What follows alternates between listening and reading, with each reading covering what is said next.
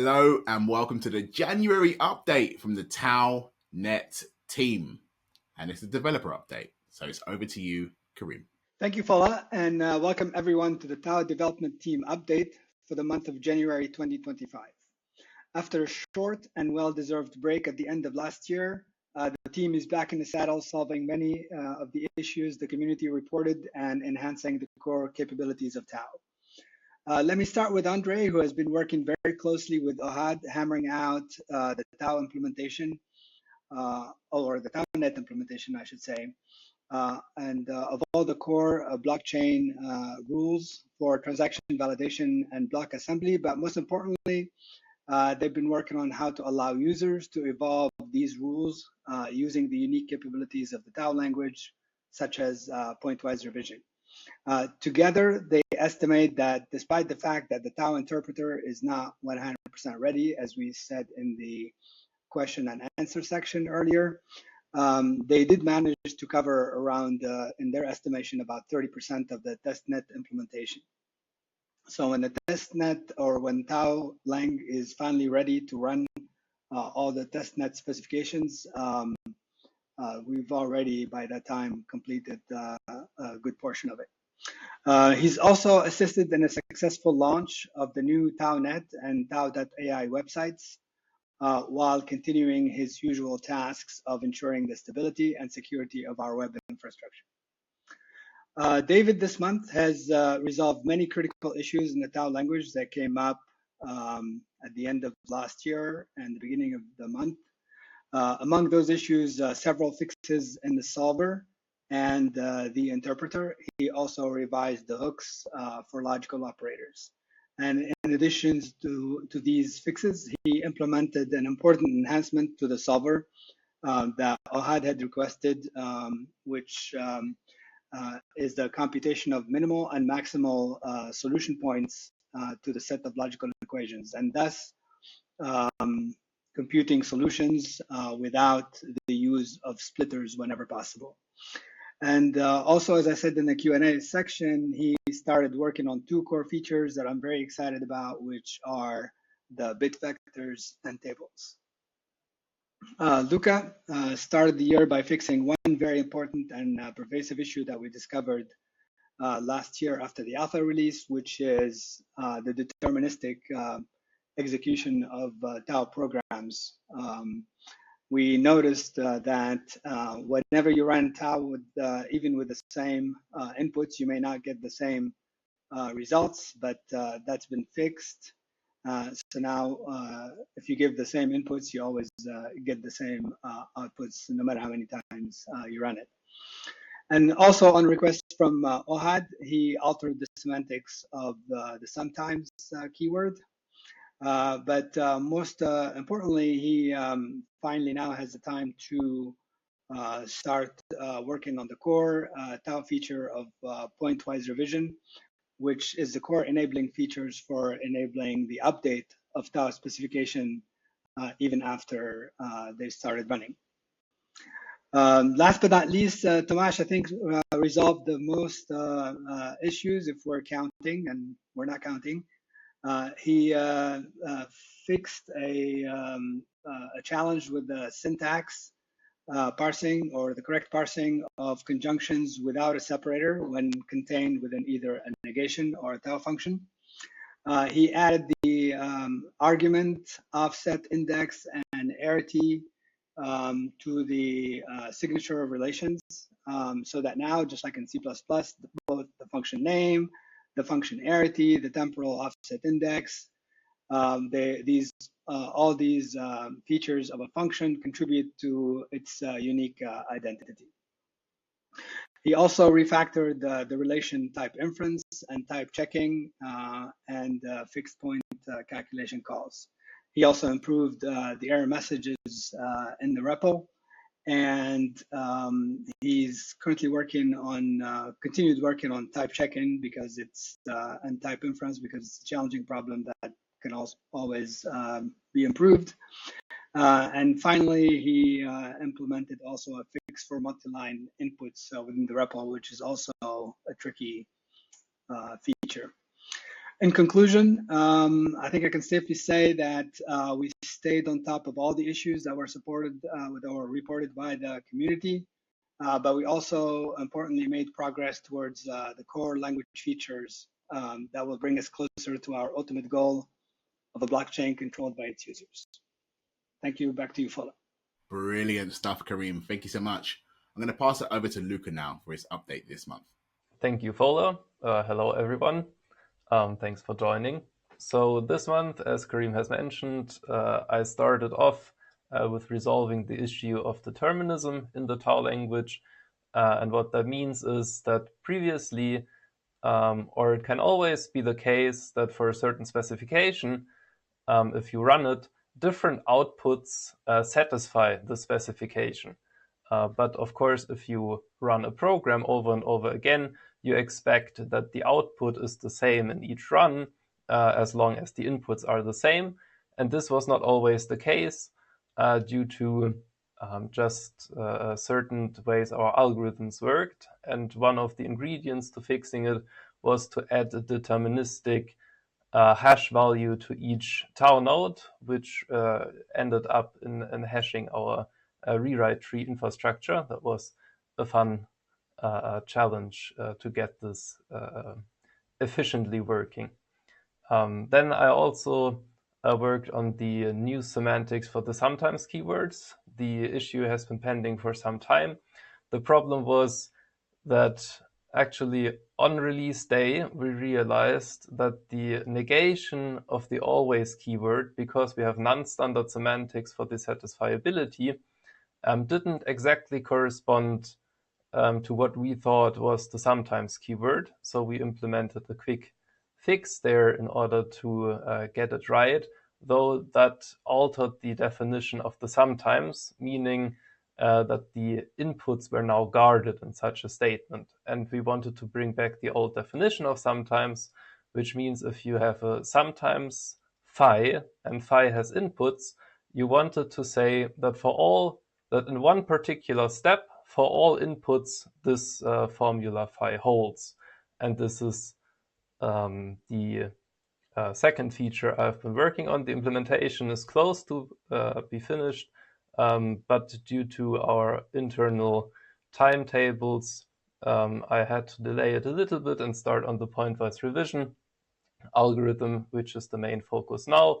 The main infrastructure for this algorithm is in place, and the core feature that it will enable is that during execution, you can specify a special output stream, which is called the update. And then in the next step, using a certain procedure, which we call pointwise revision, this update gets integrated into the specification you're currently executing. And so in the next step, you're actually executing the updated specification, which is the starting point for the core feature of the blockchain, which we have been talking about so much. And yeah, I'm very happy to make progress on that front and will continue to do so. So thank you very much, and I'll give it back to Fola. Always awesome, always amazing. Thank you so much, Lucca. I'll pass it over to you now, David, for your updates this month. Thank you, Fola. Hi, everyone. This month I've been working on the resolution of several critical issues. Among them, I have reviewed the constant logic operators in the hooks and also their type propagation. We have an issue there, and it was related to the logical operators when one of the operands was an unbinded constant. Also, I have, for example, makes few fixes in the REPL regarding some crash that we have with an unexpected input, and also some fixes in the solver and interpreter. They were those two last were closely related, as the bugs in the solver usually propagate into the interpreter and so on. Apart from that, I've been implemented the computation of string points in the solution set of equations whenever it's possible. That implies that in some cases, we are able to compute the solutions of the set of equations without using a splitter. All that has implications in the execution of programs and so on. And also I have implemented reverse implication for VFs. That's something that Ohad requested, and make some refactoring and document several parts of the source code. As Karim commented, right now I'm working in the implementation of bit vectors and also thinking about types and tables, mainly because they are needed for the, let's say, we need them for the blockchain, mainly because we need to make computation and so on. So the way to support arithmetic is through the use of big vectors. And that's all for my month. Thank you all for your time. Back to you, Fola. Always wonderful. Thank you so much, David, for your update there. And I'll pass it over to Tomáš for his update for the month. Thank you, Fola. Hello, everyone. This month, I've been mostly working on fixing grammar, especially grammar negation and conjunction without a separator. And this was also related to parsing of function names longer than one character when they were in this conjunction. Then I've also improved errors of REPL option commands. Invalid options or invalid values were returned as syntax errors, and these are not descriptive in a way user would expect. So I've relaxed its grammar, and I've moved the validation to a higher level. Then I've worked on differentiation of recurrence relations by revising its signature. Newly, the signature of a recurrence relation is the name argument arity, which is its number of arguments, and also offset index arity, which is number of its dimensions. And while changing the relation signature, I've also refactored type checking and inference of recurrence relations and fixed point calculation calls. Then I've started to work on type checking and inference of variables and revision of the same for constants. And I'm also working on improving errors for REPL commands and making REPL commands easily distinguishable from tau formulas and Boolean functions. And I've also started adding continuation prompt for multi-line inputs because it's confusing when we have a multi-line input that users that REPL expects more input and the user doesn't know this. So I'm trying to improve this. So that's all from me this month. Thank you. Brilliant stuff, Tomáš. There's always excellent REPL updates from you, and I'm sure the community members are going to enjoy using that too. In fact, we actually have a conversation with one of the developers, community members on the development side coming next week. So that's going to be quite interesting too. And yeah, please continue to give us any bugs or any features that you have in mind that you'd love to see on the REPL or anything else that we're working on. So yeah, keep it coming from your side too. I'll pass it over to Andrei for his update now. Over to you, my friend. Hello everyone.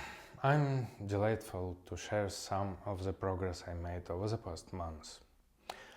Firstly, I'm doing a steady progress in the tau.net blockchain. Together with Ohad, we overcome a lot of difficulties and actually solved a lot of major questions that came up along the way. For me personally, the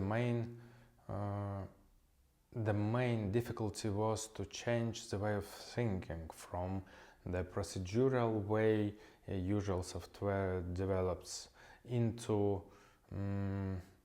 propositional way, when you declare a statement how this program should be, and it works. It's amazing. So with every piece of code we actually come in closer closer to a fully functional user-controlled network, and this is a really exciting thing. Next, I've been deeply involved in the launch of our new version of Tao.net website and Tao AI websites. I delivered my part, that is the server and web applications, helped guys with some server and web services related bugs, and made sure everything runs smoothly and securely. So thank you all for joining us on this journey, and we will make this year a truly fantastic for Tao. Cheers. All right, fantastic. Andrei, thank you very much, my friend. And over to you, Ohad, to wrap it up. So this month were two very big advancements. One is about quantification of Boolean functions, which is basically just different words to say tables. We had a very old algorithm to support this, but since we are about to implement it, so I started thinking of better algorithms, and I found an algorithm which is surprisingly good. It avoids an exponential blowup. So that's really surprising and very good news. And there is some work left to support first order quantifiers that fall under function quantifiers, but it is still better than the old algorithm, much better. The second big advancement is on the temporal layer. I don't know how many of you remember, but very long ago, when I compared the Tao language to other temporal logics, I was saying that, for example, LTL is maybe the most famous temporal logic, that the Tao language is incomparable to LTL. Some things LTL can do and Tao cannot do, and vice versa. But with the recent advancement, it looks like we can support full LTL. So the Tao language seems to be able to become strictly more expressive than LTL. We already managed to support some features that we were not able to support before, like to say that something happens infinitely many times, and this you can do in LTL, but you couldn't do with the Tao language as it was. And now we are in the middle of researching how to support full LTL, and I'm very optimistic on this regard. So with these two advancements, the Tao languages will have even more justification to be called the best temporal logic, the best software specification language. It will no longer be incomparable, but still better in practice. It will just be better also in theory. And that's basically all. Fantastic, Ohad. It's always great to hear the latest updates and the latest breakthroughs and research that you're doing. I also want to add that when Ohad says something's good, it's usually really, really good. So we've made a lot of progress there. I say we, but Ohad and the rest of the development team have made a lot of progress. So yeah, that's our January. Thank you very much for tuning in. You can follow us on all of our socials. On X, that's Tao_net. On our subreddit, that's TaoNet, Agrs. And on Telegram, it's TaoNet, our new handle on Telegram. Cheers.